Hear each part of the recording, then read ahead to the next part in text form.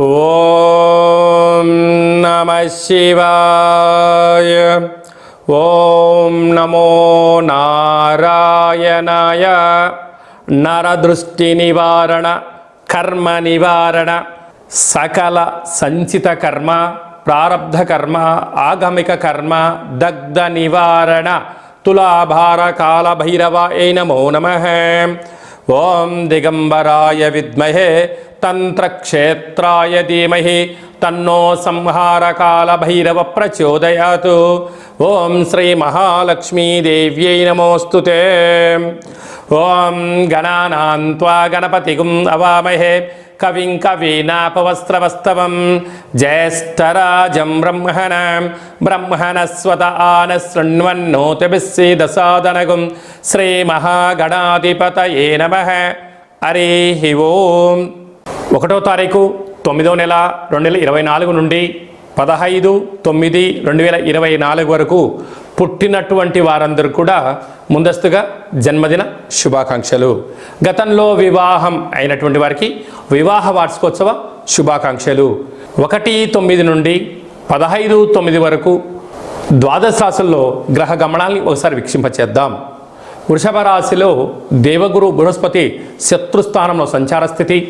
మిథున రాశిలో కుజ భగవానుడు, కర్కాటక రాశిలో బుధ భగవానుడు, సింహరాశిలో ఏడాది తర్వాత రవి భగవానుడు, కన్యరాశిలో శుక్రుడు మరియు కేతు సంచార స్థితి, కుంభరాశిలో శని భగవానుడు వక్రగమన సంచార స్థితి, మీనరాశిలో రాహు భగవానుడు సంచార స్థితితో ద్వాదశ రాశుల్లో గ్రహ గమనాలు ఈ విధంగా ఉన్నాయి.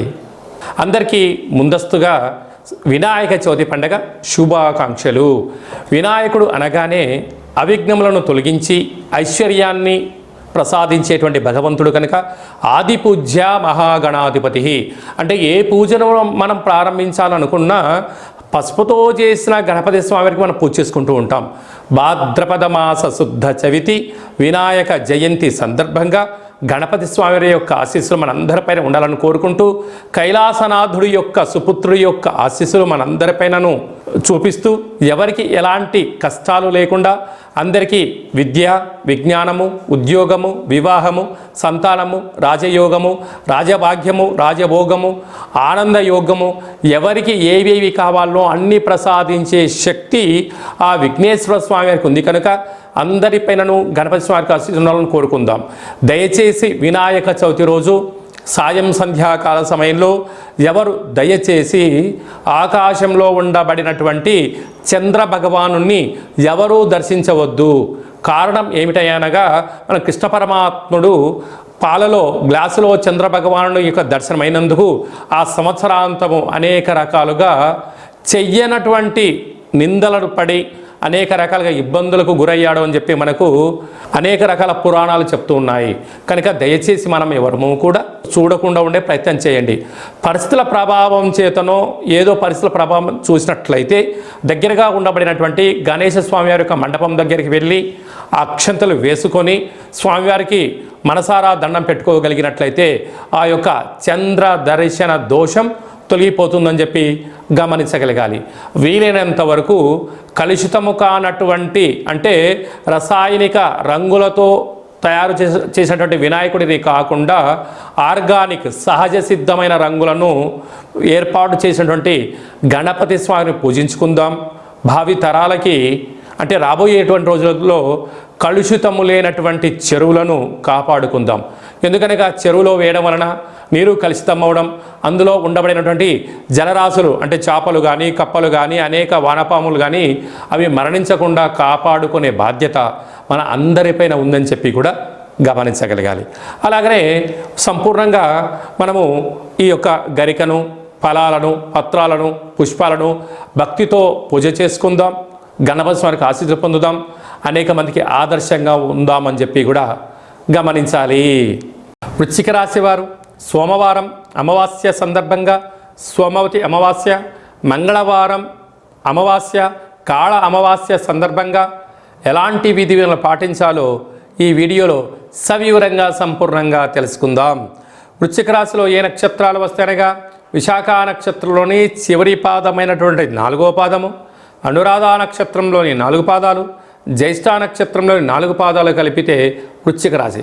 చాలామందికి పుట్టినటువంటి కాల సమయంలో డేటా ఆఫ్ బర్త్లో లేనటువంటి కారణం వలన పేరు యొక్క మొదటి అక్షరాన్ని అనుసరిస్తూ రాశిని తెలుసుకునే ప్రయత్నం చేద్దాం. తో, నా, నీ, ను, నే, నో, యా, ఈ, యు అక్షరాల వారందరూ కూడా వృశ్చిక రాశి జాతకులే. వృశ్చిక రాశి యొక్క అధిపతి కుజుడు కనుక అమావాస్య మంగళవారం రోజు రావడం, మంగళవారానికి అధిపతి కుజుడు.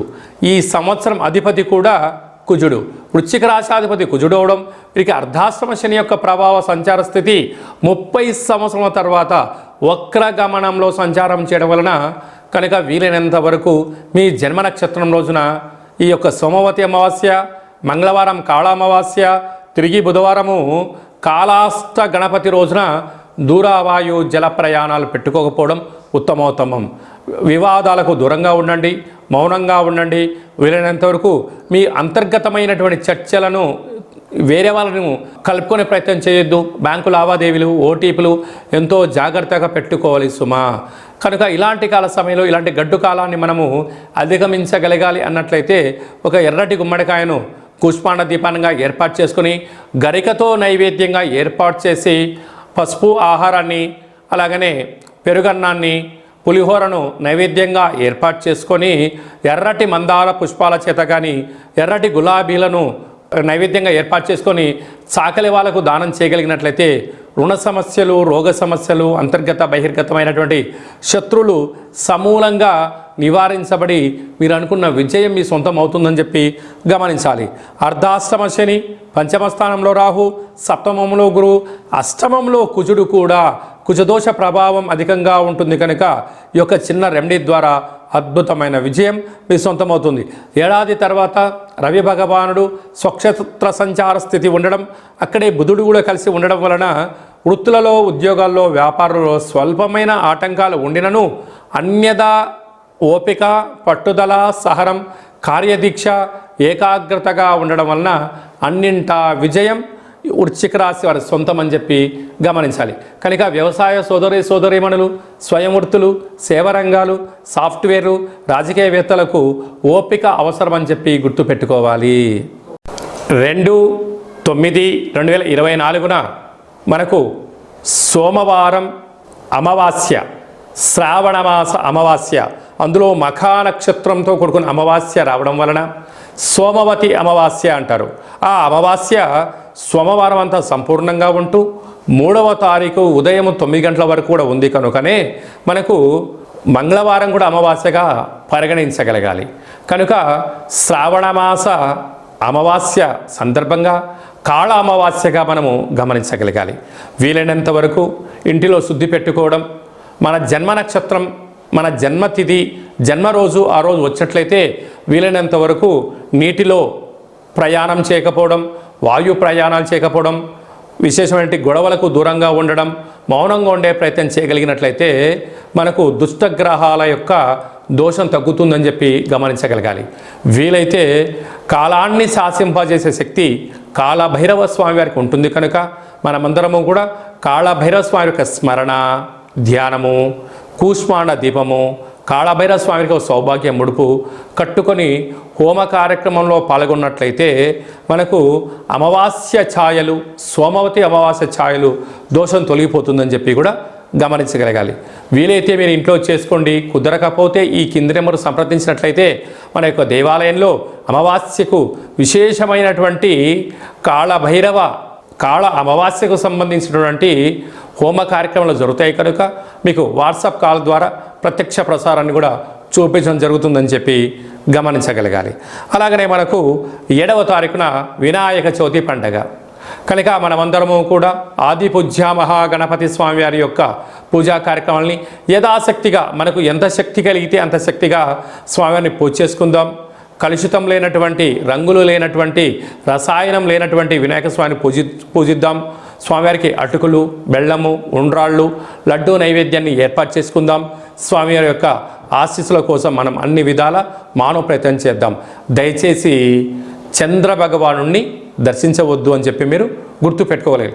అలా విధి లేని పరిస్థితిలో దర్శించినట్లయితే ఈ కింది నెంబర్ సంప్రదించి మీ గోత్రనామాలు పంపించినట్లయితే ఆ యొక్క దోష నివారణకు మన యొక్క దేవాలయంలో ప్రత్యేకంగా పూజ చేయించి మీకు గరిక, అక్షంతలు, కంకణాన్ని పంపించడం జరుగుతుంది. కనుక దయచేసి 100కు 100% ఎవరు చూడవద్దు. తెలియని పరిస్థితిలో చూసినట్లయితే ఈ కింద సంప్రదించండి. మీకు మంచి సలహా సూచన ఇచ్చి అష్ట కష్టాలకు మనము కేంద్ర బిందువు కాకుండా అష్ట ఐశ్వర్యం స్వాగతం పలకడానికి ఏమేం కావాలో సలహాలు సూచనలు ఇవ్వడం జరుగుతుందని చెప్పి గమనించాలి. అలాగనే మనకు 11వ తారీఖు భాద్రపద మాస శుద్ధ అష్టమి బుధవారము, జ్యేష్ఠ నక్షత్ర సందర్భము. ఇది చాలా ఒక 18 సంవత్సరాలకు ఒకసారిగా వచ్చేటువంటి బుధవారము, జ్యేష్ఠ నక్షత్రము, అందులో అష్టమి తిథి రావడము. అంటే వినాయకుడికి ఇష్టమైన రోజు బుధవారము, బుధుడి యొక్క నక్షత్రము జ్యేష్ఠ నక్షత్రము, అందులో అష్టమి తిథి రావడం అనేది చాలా అరుదుగా వస్తుంటుంది. కనుక మనం అందరము కూడా తంత్ర వరసిద్ధి మహాగణపతి స్వామి యొక్క పూజ చేసుకున్నట్లయితే వీలైతే ఈ మంత్రాన్ని స్మరణ చేసి ఏదైతే మనం కోరుకుంటామో దాన్ని విజయం సాధించడం జరుగుతుందని చెప్పి గమనించగలగాలి. మంత్రాన్ని చెప్తాను, ఒకసారి నోట్ చేసుకోండి. ఓం శ్రీం హ్రీం క్లీం గ్లౌం గం గణపతయే వరవరద సర్వ కార్యం.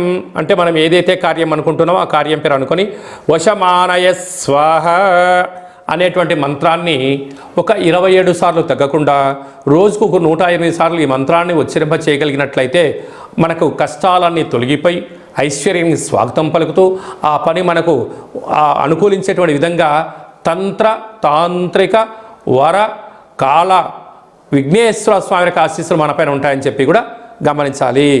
ఈ విధంగా మనమందరము కాళభైరవ స్వామి యొక్క ఆశీస్సులు పొందుతాం, విఘ్నేశ్వర స్వామి యొక్క ఆశీస్సులు పొందే మానవ ప్రయత్నం చేద్దాం. ఇంకను ఈ యొక్క భాద్రపద మాసంలో మనం విజయం సాధించగలగాలి అన్నట్లయితే ఒక్కసారి ఈ పాత్రను చూసినట్లయితే ఒక పాత్ర కంచు పాత్ర, కాళభైరవ స్వామికి అక్షయ పాత్ర అని చెప్పి గమనించగలగాలి. ఈ యొక్క అక్షయ పాత్రను మనం ఎలా సద్వినియోగపరచుకోవాలో ఒకసారి చూద్దాం. ఇలా ఒకసారి శబ్దం చేసినట్లయితే ఈ పాత్రలోంచి ఓంకార శబ్దం రావడం జరుగుతుంది.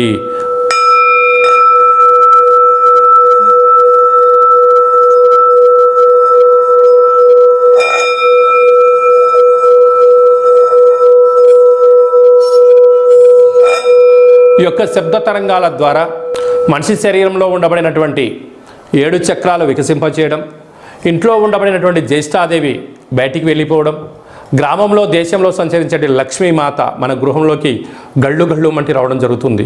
ఈ యొక్క అక్షయపాత్ర, కాళభైరవ స్వామి యొక్క పిరమిడు, డాలరు, కంకణము, కాళభైరవ హోమము, 27 రకాల వస్తువులతో దిష్టి తీయించి మీకు పంపించడం జరుగుతుంది. ఒక్కొక్క నెలలో ఒక్కొక్క కాళభైరవ స్వామి వారు ఉంటారు. ఆ కాళభైరవ స్వామికి ఆశీస్సుల కోసం ప్రతి నెల మీ యొక్క గోత్రనామంతో ఇక్కడ పూజ చేయడం జరుగుతుంటుంది. కనుక మనమందరము కూడా అక్షయ పాత్రను సొంతం చేసుకుందాం, ఐశ్వర్యానికి స్వాగతం పలుకుదాం. అలాగనే మీ వ్యక్తిగత జాతకం తెలుసుకోవాలనుకుంటున్నారా? మీ పేరు, పుట్టినటువంటి తారీఖు, నెల, సంవత్సరం, సమయం రాసి మీరు వాట్సాప్ పంపించగలిగినట్లయితే సంపూర్ణంగా 100 సంవత్సరాల జాతకాన్ని వ్రాసి పంపించి మీరు పుట్టినప్పుడు గ్రహ గమనాలు ఎలా ఉన్నాయి, ప్రస్తుతం ఎలా ఉంటున్నాయి, రాబోయే కాలంలో ఎలా ఉండబోతున్నాయో సవివరంగా సంపూర్ణంగా తెలియజేయడం జరుగుతుంది. అలాగనే చాలామందికి పుట్టినటువంటి కాల సమయంలో డేటా ఆఫ్ బర్త్లు లేనటువంటి కారణం వలన మీ పేరు యొక్క మొదటి అక్షరాన్ని అనుసరిస్తూ రాశిని తెలియచేస్తూ గ్రహ గమనాలను ఎలా ఉన్నాయని తెలియచేస్తూ రమణ శాస్త్రం ద్వారా అనగా గవళ ద్వారా కాళభైరవ ఉపాసన చేత భూత భవిష్యత్ వర్తమానాన్ని తెలియజేయడం జరుగుతుందని చెప్పి గమనించగలగాలి. కనుక ఆసక్తి గల వారందరం కూడా వ్యక్తిగత జాతకాన్ని తెలుసుకుందాం, జాతకంలో ఉండబడిన అడ్డంకులను తొలగించుకుందాం, ఐశ్వర్యానికి స్వాగతం పలిగేటువంటి అద్భుతమైన కాళభైరవ స్వామి ఆశీస్సులు పొందుదాం. కనుక వ్యక్తిగత జాతకం తెలుసుకోవాలి అనుకుంటున్న వారందరూ కూడా ఈ కింది నెంబర్ని ఆన్లైన్ ద్వారా కానీ ఆఫ్లైన్ ద్వారా కానీ వాట్సాప్ ద్వారా కానీ సంప్రదించి అపాయింట్మెంట్ తీసుకొని సంప్రదించగలరు. మీ యొక్క జాతకాన్ని సవివరంగా సంపూర్ణంగా తెలియచేస్తూ మన యొక్క దేవాలయంలో కాళభైరవ హోమం జరిగినప్పుడు జాతకం చెప్పించుకుంటున్న ప్రతి అందరికీ కూడా ఒక వీడియో కాల్ ద్వారా కాళభైరవ స్వామికి చూపించి ఆశీస్సులు కోసం ప్రయత్నం చేయడం జరుగుతుందని చెప్పి కూడా గమనించగలగాలి. ఇంకనూ విశిష్టత ఏమిటనగా వినాయక చవితి అనగానే అనేక మండపాలలో అలంకరణ, మండపాలు ఏర్పాటు చేసే విధానము వైవిధ్యభరితంగా ఉండడం జరుగుతుంటుంది. అలాగా గణపతి లడ్డు అనేక మందికి రావాలి, అదృష్టం కావాలి అని అనుకుంటూ ఉంటారు చాలామంది కూడా. అలాంటి వారందరూ కూడా గతంలో లడ్డు కొన్న వారందరూ కూడా మన యొక్క దేవాలయంలో మీ పేరు నమోదు చేసుకున్నట్లయితే మీ యొక్క అంటే మన గ్రామము, మన పేరు, మన మండపము, ఏ సంవత్సరం లడ్డు కొన్నాము అనేటువంటిది మీరు వివరాలు పంపించగలిగినట్లయితే గణపతి లడ్డు అనేటువంటి ఒక సర్వే మహోత్సవ కార్యక్రమం చేస్తూ ఉన్నాం. ఈ సంవత్సరం ఎవరైతే లడ్డు కొన్నారో వారందరికీ ఒక వేదికను ఏర్పాటు చేయడం జరుగుతూ ఉంటుంది. అనేక దేశాలలో కూడా లడ్డు వేలంపాట జరుగుతూ ఉంటుంది. అలాంటి వాళ్ళందరినీ ఒక ప్లాట్ఫామ్కి తీసుకొచ్చి ఒక ముఖాముఖి హిందూ ఆధ్యాత్మిక సమ్మేళన కార్యక్రమాన్ని చేయడం జరుగుతుంది. కనుక గత సంవత్సరంలో అంటే గత 20 సంవత్సరాలుగా మీరు ఎక్కడ లడ్డు కొన్నా ఆ సంవత్సరము మీ పేరు, గోత్రనామాలు రాసి మాకు వాట్సాప్ పంపించగలిగినట్లయితే ఆ సంవత్సరం లడ్డు కొన్నటువంటి వాళ్ళందరినీ కూడా ఒక వేదికపైకి తీసుకొచ్చి హిందూ ఆధ్యాత్మిక లడ్డు మహోత్సవ సమ్మేళనాన్ని ఏర్పాటు చేస్తున్నాం.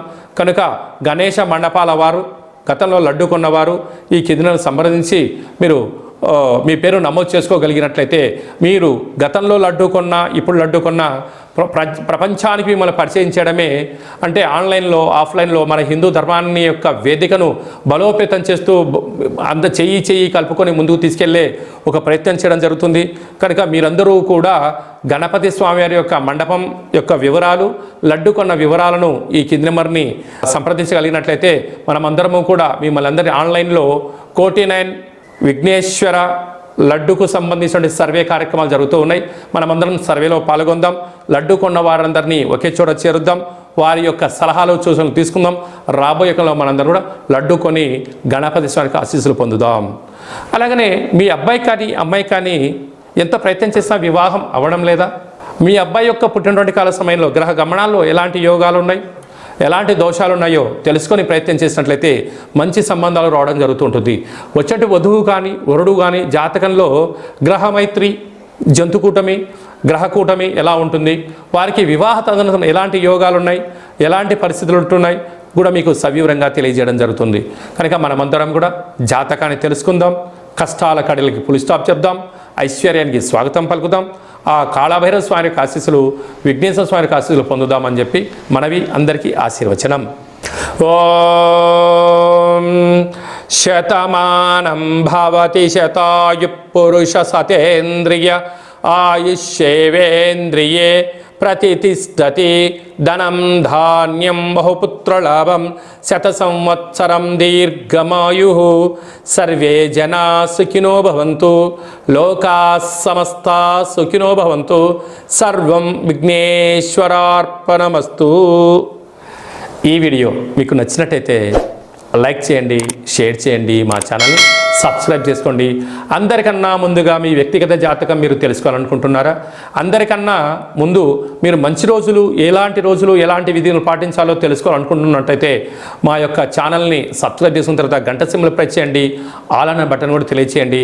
ఆధ్యాత్మికమైన ఈ యొక్క కార్యక్రమాన్ని భగవద్బంధువులకు, మిత్రులకు, స్నేహితులకు మీ క్షేమాన్ని ఎవరైతే కోరుకుంటున్నారో, మీరు ఎవరి క్షేమాన్ని కోరుకుంటున్నారో వారికి ఈ వీడియోను ఫార్వర్డ్ చేసి భగవంతుడి యొక్క ఆశీస్సులు పొందగలరు.